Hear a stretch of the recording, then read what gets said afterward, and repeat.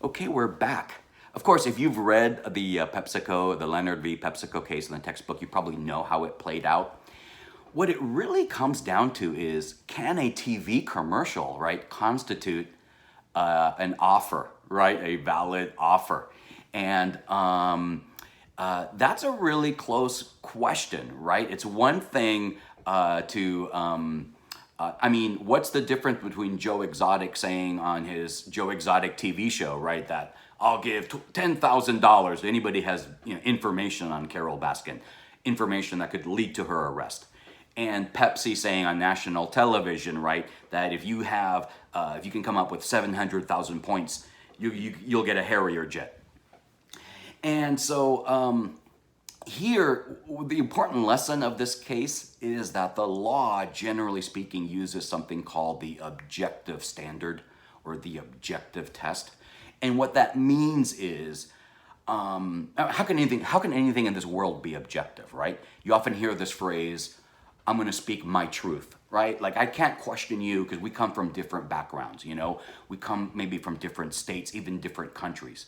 Maybe, I'm, Latino, you're African American or Anglo or Asian, male, female, where we have different things. Well, the objective test, what it tries to do, at court, and this is a common law rule, is look, what would a reasonable person, I don't care if you're a male, female, young, old, black or white, what would the reasonable person believe about the Pepsi commercial? Was that a serious offer or was that in jest? Again, we can apply the same test to Joe Exotic, right? What would a reasonable person believe? Was Joe Exotic serious when he's offering the $10,000? And I think the idea, it's not a perfect test. It's kind of a standard, right? But if you think about it, right, the common law, a lot of wisdom there. I think a reasonable person probably would take Joe Exotic at his word about the seriousness of his $10,000 offer, given all the bad beef between Joe Exotic and Carol Baskin.